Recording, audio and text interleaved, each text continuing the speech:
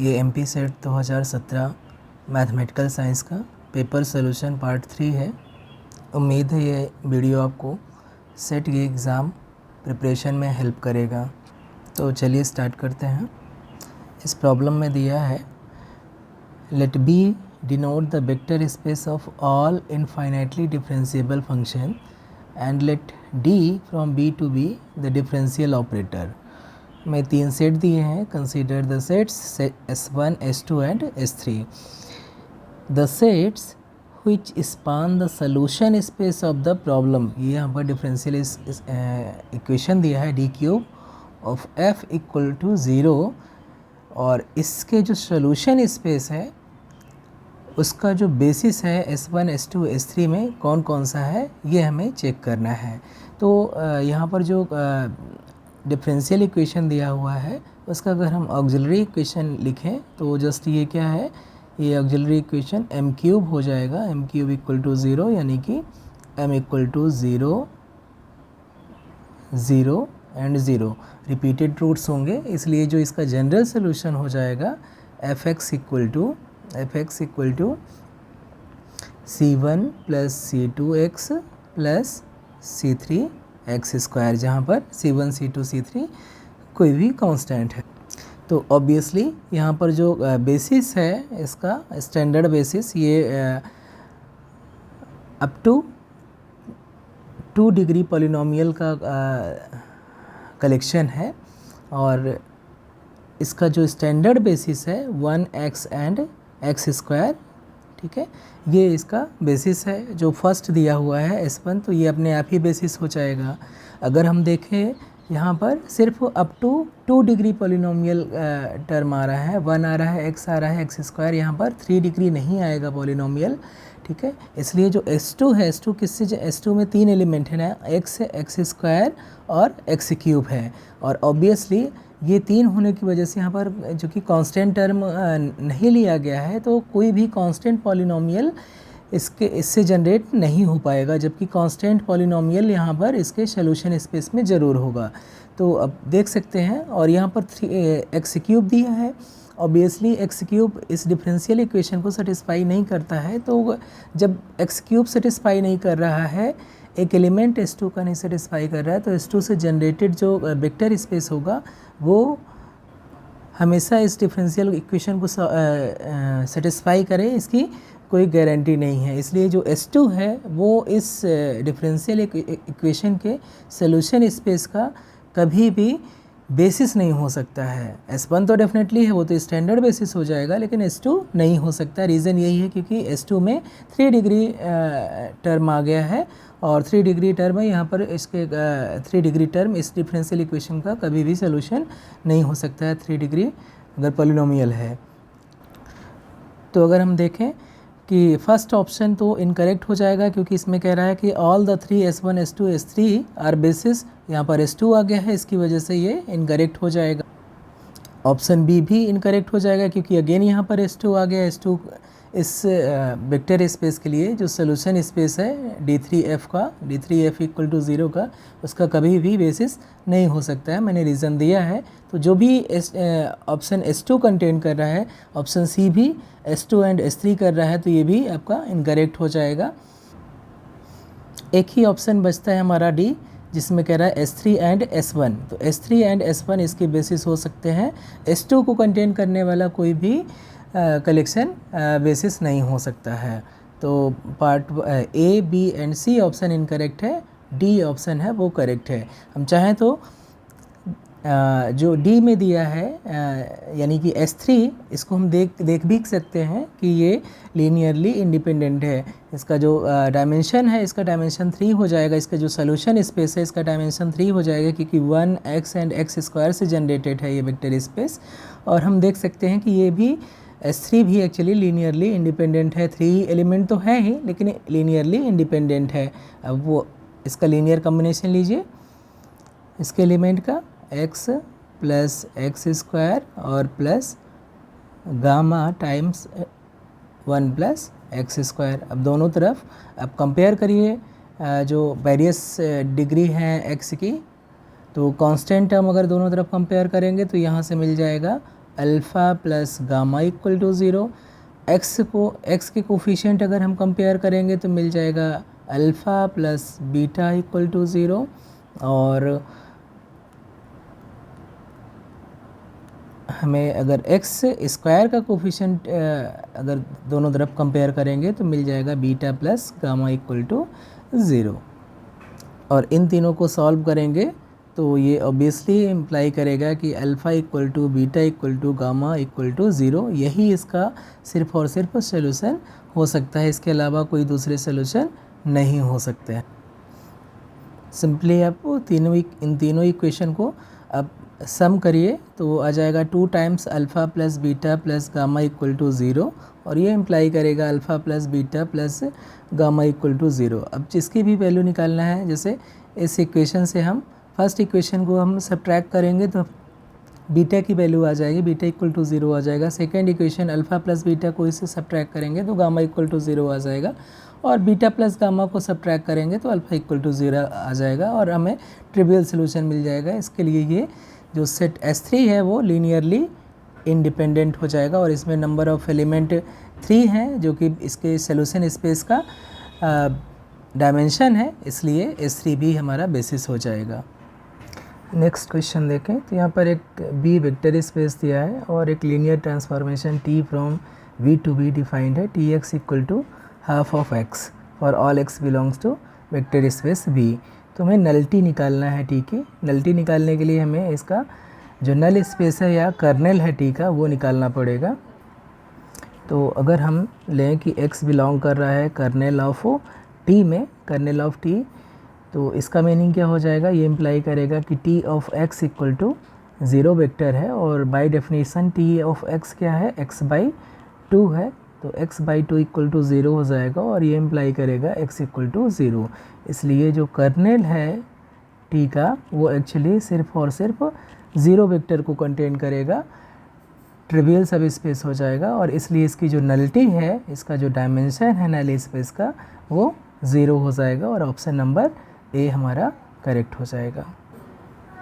By definition nullity of T का meaning क्या है, जो डायमेंशन है कर्नेल ऑफ T का वही नलिटी होती है T की। तो यहाँ पर dimension of kernel space of T ये 0 हो जाएगा, इसलिए नलिटी इसकी T की 0 हो जाएगी। नेक्स्ट क्वेश्चन देखें तो यहाँ पर 2 नंबर दिए हैं, x1 दिया हुआ है और x2 दिया हुआ है, और कंपेयर करना है कि इनमें से कौन सा ऑप्शन करेक्ट है। तो अगर हम देखें तो x1 जो एक्सप्रेशन दिया है 2 नंबर का सम है, और x2 भी 2 नंबर का सम है, और यहाँ पर 9 टू द पावर 1/7 दोनों जगह कॉमन है। तो हम क्लियरली, और जो फर्स्ट नंबर दिया है x1 का 3 टू द पावर 1/7 है, और यहाँ पर 5 टू द पावर 1/7 है। तो हमें चूँकि मालूम है कि 3 स्ट्रिक्टली लेस दैन 5 है, और इसलिए 3 टू द पावर 1/7 क्या हो जाएगा, स्ट्रिक्टली लेस दैन हो जाएगा 5 टू द पावर 1/7, और दोनों तरफ एक कांस्टेंट नंबर हम ऐड कर दें तो भी ये इनइक्वलिटी स्ट्रिक्ट ही रहेगी। 3 to the power 1/7 plus 9 to the power 1/7 less than 5 to the power 1/7 और प्लस 9 टू द पावर 1/7 रहेगा।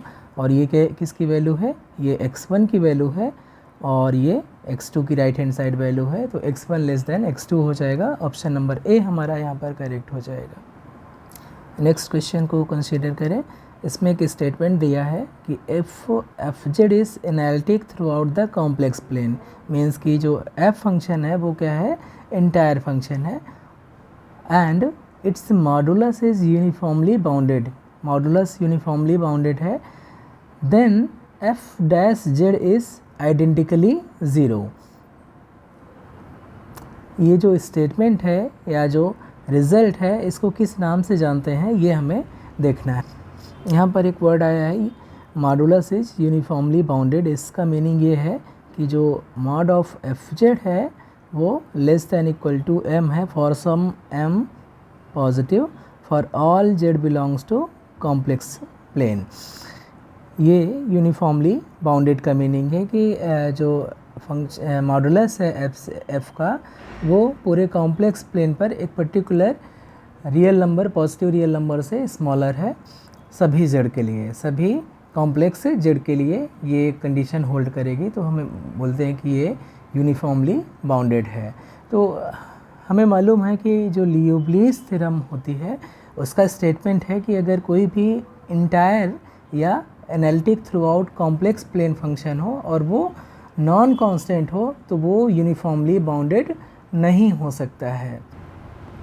इसका कंट्रा पॉजिटिव ये है कि अगर कोई फंक्शन एनालिटिक है throughout the complex plane, means entire function है और वो यूनिफॉर्मली बाउंडेड है, तो फंक्शन डेफिनेटली कांस्टेंट होगा। और कांस्टेंट फंक्शन होगा यानी कि यहाँ से जो कंडीशन दिया है कि एनालिटिक है मीन्स इंटायर है और साथ में क्या दिया हुआ है कि ये बाउंडेड भी है यूनिफॉर्मली, इसकी हेल्प से हम निकाल सकते हैं कि ये फंक्शन कांस्टेंट हो जाएगा। इसलिए जो फंक्शन है फंक्शन एफ कांस्टेंट हो जाएगा और इसलिए इसका जो डेरिवेटिव लेंगे तो वो यहाँ पर 0 हो जाएगा।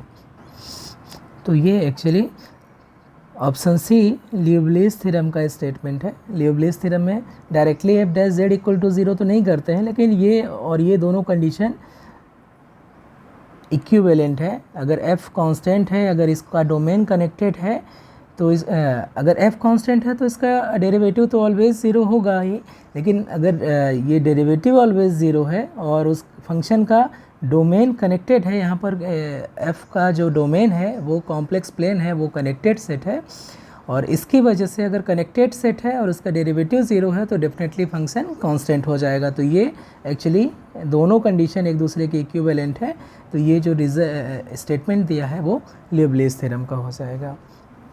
इन जनरल डेरिवेटिव 0 है तो ये इम्प्लाई नहीं करता है कि उसका वो जो फंक्शन है वो कांस्टेंट होगा, लेकिन अगर डोमेन कनेक्टेड है तो डेफिनेटली दोनों इक्विवेलेंट हो जाते हैं। नेक्स्ट क्वेश्चन को अगर देखें तो नेक्स्ट क्वेश्चन में एक्चुअली में एक बहुत बड़ी मिस्टेक किया हुआ है।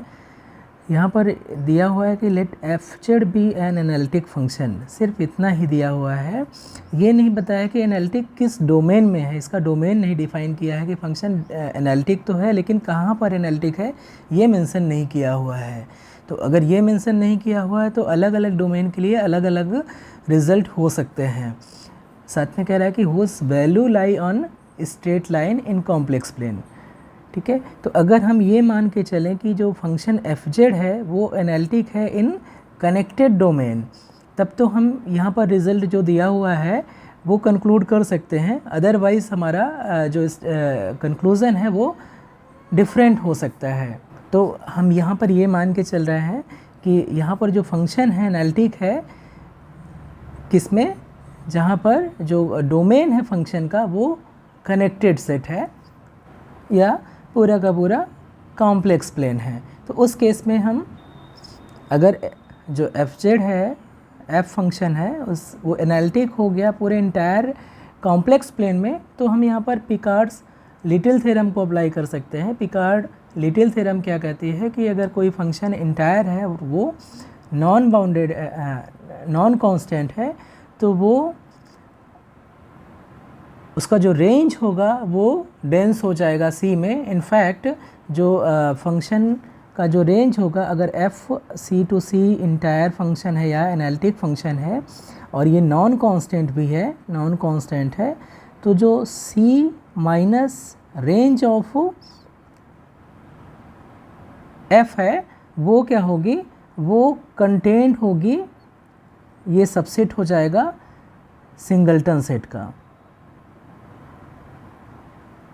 मतलब कि अगर हम C से इसकी रेंज को सब्ट्रैक्ट करें, डिफरेंस निकाले दो सेट का, तो ये ज़्यादा से ज़्यादा एक सिंगल एलिमेंट कंटेन करेगा। इससे ज़्यादा अगर एक से ज़्यादा एलिमेंट कंटेन कर रहा है तो फंक्शन अपने आप ही कांस्टेंट हो जाएगा। तो ये पिकार्ड लिटिल थ्योरम बहुत ही पावरफुल थ्योरम है। तो यहाँ पर चूँकि कह रहा है कि जो इसकी जो वैल्यू है, जो f की वैल्यू है वो ऑलवेज लाई कर रही है लाइन में। लाइन एक पर्टिकुलर लाइन रहेगी, मान लीजिए कि ये x है, ये y है और ये लाइन है जहाँ पर फंक्शन की वैल्यू लाई कर रही हैं सब यहीं इसी लाइन में, इस पर्टिकुलर लाइन में। तो हम बहुत सारे पॉइंट, हमें सिर्फ 2 पॉइंट ढूंढने हैं। यहाँ पर तो बहुत सारे अनकाउंटेबली मैनी पॉइंट मिल जाएंगे जो इसकी रेंज में नहीं आएंगे अगर फंक्शन C टू C हम एज्यूम करें। तो इसकी वजह से हम पिकार्ड लिटिल थ्योरम का यूज़ कर सकते हैं और हम कंक्लूड कर सकते हैं, क्योंकि ये इसका जो रेंज है वो एक से ज़्यादा पॉइंट को अचीव नहीं कर रहा है, इसकी वजह से ये फंक्शन कांस्टेंट हो जाएगा। तो ऑप्शन बी हमारा यहाँ पर करेक्ट हो जाएगा। ये ऑप्शन तभी ट्रू रहेगा जब फंक्शन जहाँ पर एनालिटिक है वो ओपन कनेक्टेड सेट हो जाए। ओपन कनेक्टेड सेट है अगर डोमेन ऑफ एफ ये क्या है, ओपन कनेक्टेड सेट है, कनेक्टेड सेट है, तो हम ये जो कंक्लूज़न है कि और उसकी वैल्यू है वो स्ट्रेट लाइन में लाई कर रहे हैं, तो फंक्शन डेफिनेटली कांस्टेंट हो जाएगा। ये हम कंक्लूड कर सकते हैं या तो पिकार्ड लिटिल थ्योरम से या ओपन मैपिंग थ्योरम की हेल्प से। और अदर केस के लिए फंक्शन कांस्टेंट हो इसकी कोई गारंटी नहीं है। तो ये यहाँ पर जो फंक्शन f है उसका डोमेन स्पेसिफाई नहीं किया था, ये बहुत बड़ी मिस्टेक है इस प्रॉब्लम में। फॉर एग्ज़ाम्पल एक हम सेट लेते हैं, ये ओपन सेट है, सॉरी ये हम ले रहे हैं, ये एक ओपन सेट ले रहे हैं और इसका इंटीरियर ऑब्वियसली ये जो डॉटेड लाइन है उसके अंदर के सारे पॉइंट हैं और ये है यूनियन दिस सेट, इसका भी इंटीरियर जो डॉटेड लाइन के अंदर जितना भी पॉइंट्स है, ये A है और ये B है, ऑब्वियसली ये ओपन सेट है, ये सारे पॉइंट्स इसके अंदर के हैं और इनका यूनियन हमारा डोमेन है। अब हम डिफ़ाइन कर सकते हैं कि फंक्शन को कि f ऑफ z ये 1 है अगर x बिलोंग कर रहा है A में और ये है 0 अगर x बिलोंग कर रहा है B में। तो ये फंक्शन कांस्टेंट नहीं है और इसकी जो इमेज है वो कहाँ पर लाई कर रही हैं, ये इमेज है x एक्सिस पे लाई कर रही हैं, ये 1 पे, और या तो इसकी वैल्यू 0 होगी, लेकिन ये फंक्शन कांस्टेंट नहीं है क्योंकि यहाँ पर जो फंक्शन का डोमेन है वो कनेक्टेड नहीं है। ओपन सेट का यूनियन तो है, ओपन तो है लेकिन कनेक्टेड नहीं है, इसकी वजह से। और ऑब्वियसली ये A में कांस्टेंट है, B में कांस्टेंट है, तो ये A यूनियन B में एनालिटिक हो जाएगा, बट इसका जो ये जो फंक्शन है ये कांस्टेंट नहीं है। क्यों नहीं है? क्योंकि यहाँ पर जो इसका डोमेन दिया हुआ है A यूनियन B ये कनेक्टेड नहीं है, इसकी वजह से हम नॉन कांस्टेंट फंक्शन जो कि एनालिटिक है और इसकी जो वैल्यू है स्ट्रेट लाइन में लाई करती है, ऐसा हम कंस्ट्रक्ट कर सकते हैं। तो इस प्रॉब्लम में डोमेन का स्पेसिफाई ना करना एक बड़ी प्रॉब्लम है, जिसकी वजह से आपके ऑप्शन दूसरे हो सकते हैं। नेक्स्ट क्वेश्चन को देखते हैं।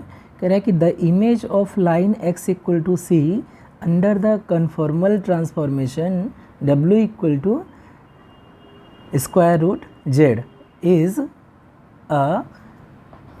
तो सबसे पहले हमें यहाँ पर इसकी रेंज निकालना है। इसकी जो इमेज है line x equal to C की क्या हो सकती है, सर्किल, हाइपरबोला, पैराबोला या नन ऑफ दीज क्या हो सकती है। इसके लिए पहले हम कन्फॉर्मल ट्रांसफॉर्मेशन से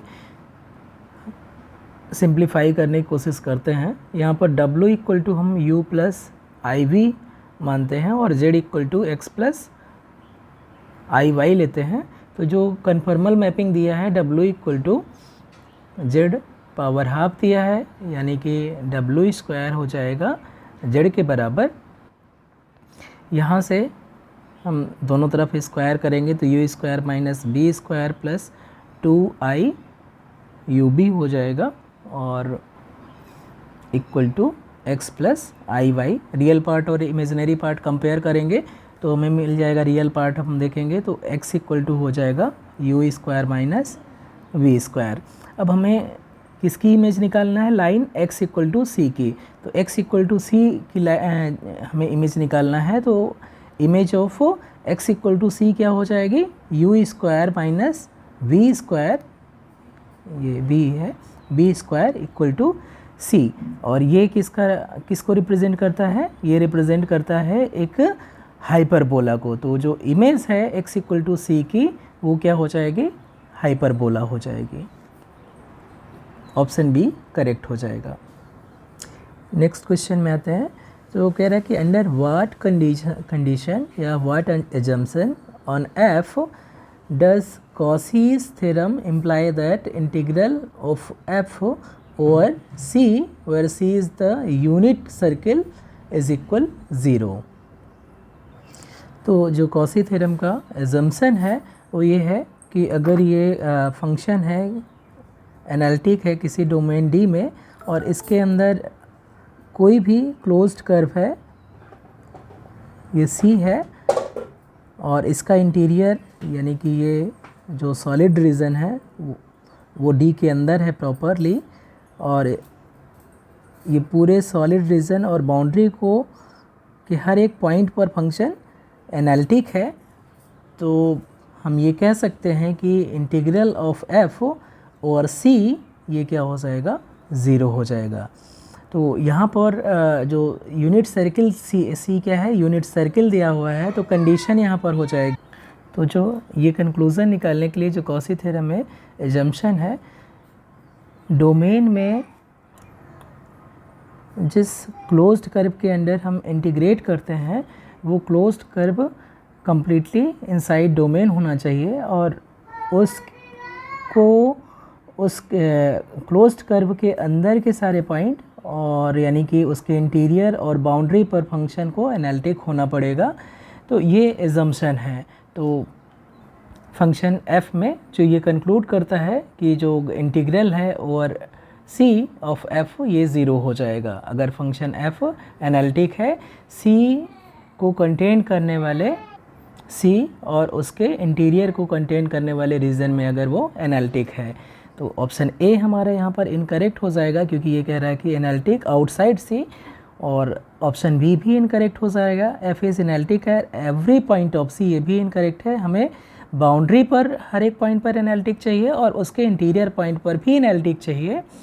f is analytic in region containing the closed unit disc. Closed unit disc का मीनिंग क्या है कि ये बाउंड्री भी और उसके इंटीरियर पॉइंट भी, ये भी एटलीस्ट ये जो क्लोज्ड यूनिट डिस्क है इसको कंटेन करने वाले डोमेन में अगर फंक्शन एनालिटिक हो जाएगा तो हम ये जो कंक्लूज़न है वो निकाल सकते हैं। इसकी वजह से जो हमारा ऑप्शन सी है ये करेक्ट हो जाएगा।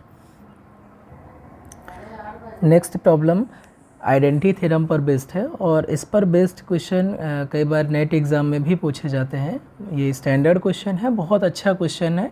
इस तरीके के दूसरे क्वेश्चन भी कई बार कॉम्पिटिटिव एग्ज़ाम में पूछे जाते हैं आइडेंटिटी थ्योरम पर बेस्ड, और आइडेंटिटी थ्योरम भी बहुत ही पावरफुल थ्योरम है। यहाँ पर कह रहा है कि जो फंक्शन f है c टू c ये इंटायर फंक्शन है और ऐसा फंक्शन है कि f of 1/n equal to 1/n² है for all positive integer n। तो अप्लाई करने के लिए आइडेंटिटी थ्योरम हम एक फंक्शन डिफाइन करते हैं g of z is equal z²। Obviously ये पॉलिनोमियल है 2 डिग्री का, इसकी वजह से ये इंटायर फंक्शन हो जाएगा। और अगर यहाँ पर हम देखें कि f of 1/n equal to g/1/n है और ये क्या है, दोनों की वैल्यू 1/n² है, और जो 1/n है ये कन्वर्ज कर रहा है 0 पे, और 0 क्या है, c का इंटीरियर पॉइंट है। तो हम आइडेंटिटी थ्योरम अप्लाई कर सकते हैं कि जो f और g हैं वो एक्चुअली आइडेंटिकली इक्वल हो जाएंगे। तो f आइडेंटिकली इक्वल g के हो जाएगा on c by identity theorem, क्योंकि दोनों का डोमेन c है। यहाँ पर g हमने डिफाइन किया है, वो भी इंटायर फंक्शन है, उसका भी डोमेन c है, और ये जो सीक्वेंस दिया था 1/n ये कन्वर्स कर रहा था 0 पर, और 0 क्या है, इंटीरियर पॉइंट है c का। तो हम यहाँ पर आइडेंटिटी थ्योरम को अप्लाई कर सकते हैं और f और g को आइडेंटिकली इक्वल कंक्लूड कर सकते हैं। तो f और g आइडेंटिकली इक्वल हो गए, और g क्या था, gz इक्वल टू z²। तो जो f ऑफ z है वो भी क्या हो जाएगा, f of z equal to z² हो जाएगा for all z in c, इसलिए ऑप्शन डी हमारा यहाँ पर करेक्ट हो जाएगा। नेक्स्ट क्वेश्चन में आते हैं। तो यहाँ पर कह रहा है g एक ग्रुप है जिसका ऑर्डर 99 है, और ये 3 स्टेटमेंट दिए हैं। g has a normal subgroup of order 3, g has subgroup of order 11 and the group g is abelian. तो कंक्लूज़न हमें ये निकालना है कि here the number of true statements is, number of true statements कितने हैं यहाँ पर, 3 स्टेटमेंट दिए हैं तो एटमोस्ट 3 ही स्टेटमेंट करेक्ट हो सकते हैं, लेकिन उससे कम भी हो सकते हैं, तो हमें एक एक करके सभी को वेरीफाई करना होगा। तो यहाँ पर जो ग्रुप का ऑर्डर दिया हुआ है वो दिया हुआ है 99, और 99 को हम लिख सकते हैं 11 × 3 स्क्वायर। तब हम यहाँ पर साइलो थ्योरम अप्लाई कर सकते हैं कि जो साइलो 11 सब ग्रुप होगा वो यूनिक होगा, क्योंकि जो 1 + 11 टाइम के ये अगर ग्रुप के ऑर्डर को डिवाइड कर रहा है, यानी 99 को डिवाइड कर रहा है, 99 को डिवाइड कर रहा है, तो ये इम्प्लाई करेगा कि k = 0 है। तो जो नंबर ऑफ साइलो 11 सब ग्रुप है वो 1 हो जाएगा, यानी कि सिंगल एक यूनिक साइलो 11 सब ग्रुप मिलेगा, और इसलिए साइलो 11 सब ग्रुप जिसका ऑर्डर 11 होगा वो नॉर्मल हो जाएगा। तो जो ऑप्शन बी दिया हुआ है सेकेंड कि जी हैज़ अ सब ग्रुप ऑफ ऑर्डर 11, वो करेक्ट हो जाएगा। पहली बात तो 11 ऑर्डर का, इसका जो साइलो 11 सब ग्रुप होगा वो 11 ऑर्डर का होगा।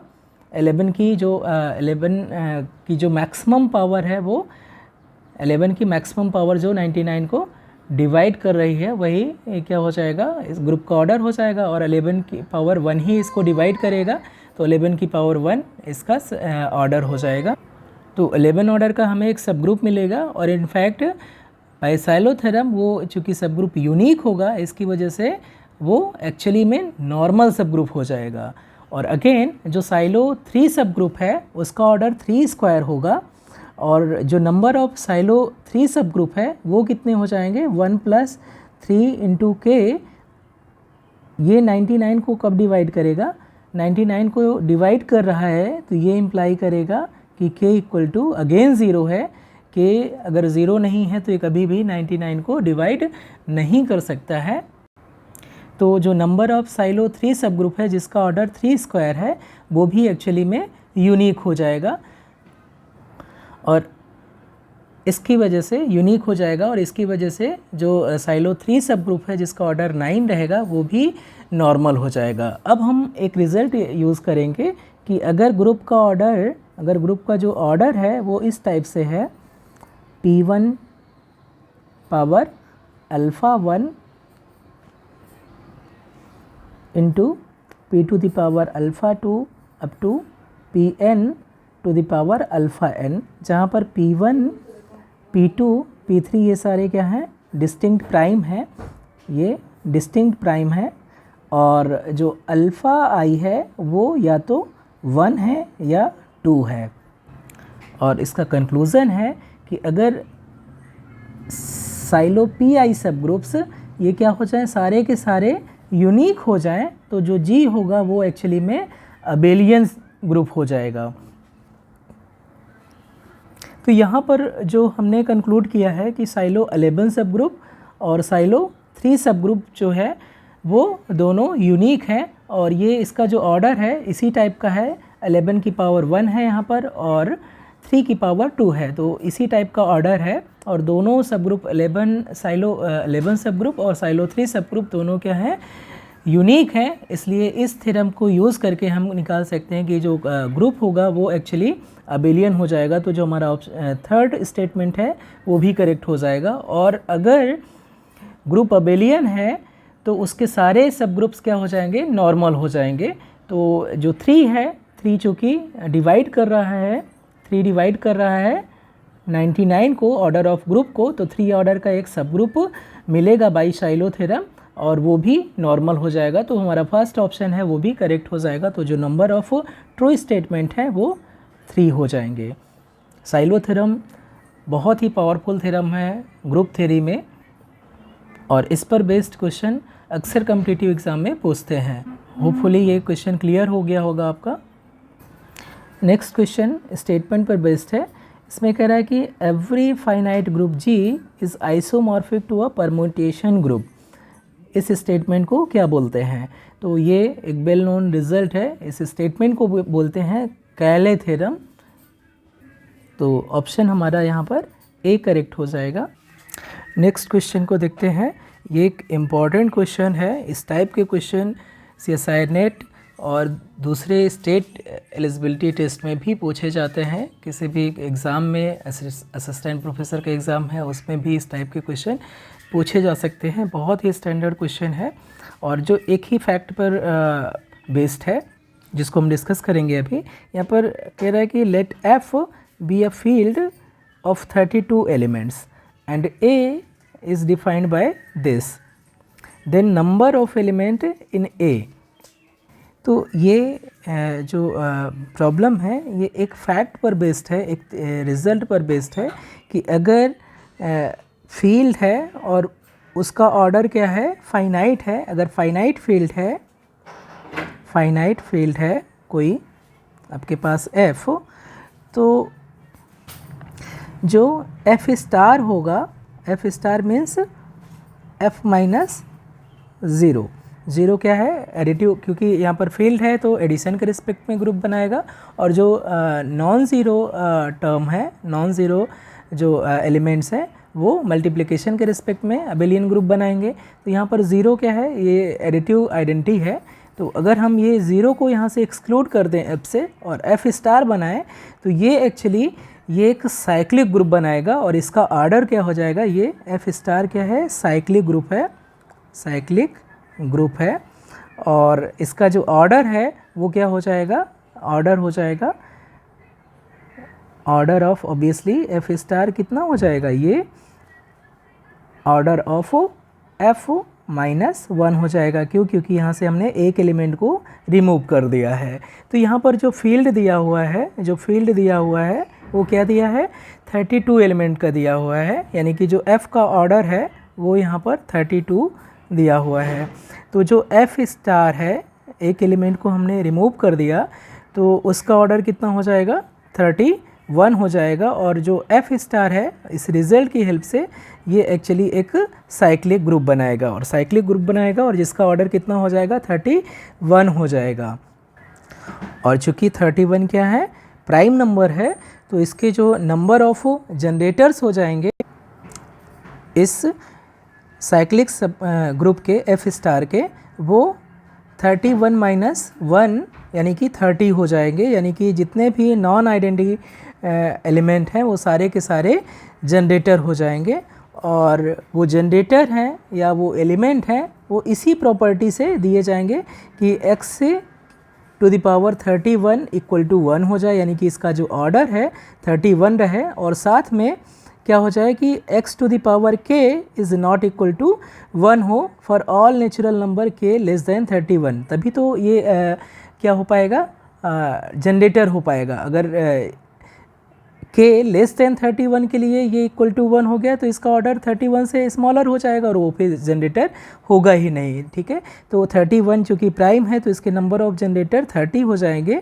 और ये जो सेट A है वो एक्चुअली ऐसे ही एलिमेंट को कंटेन कर रहा है, नॉन जो मल्टीप्लिकेटिव आइडेंटिटी है उसके रिमूव करके जितने भी एलिमेंट हैं वो सारे के सारे F स्टार के यहाँ पर A में आ जाएंगे। और इसका जो ऑर्डर है इस सेट का, या इस सेट में नंबर ऑफ एलिमेंट है वो एग्जैक्टली कितने हो जाएंगे, generator off this cyclic group. और दिस साइक्लिक ग्रुप के जो जनरेटर है, F स्टार के जो जनरेटर है वो 30 है, इसलिए जो इस सेट में नंबर ऑफ एलिमेंट हैं वो 30 हो जाएंगे। तो इस वीडियो में बस इतना ही, मिलते हैं नेक्स्ट वीडियो में। Thank you so much.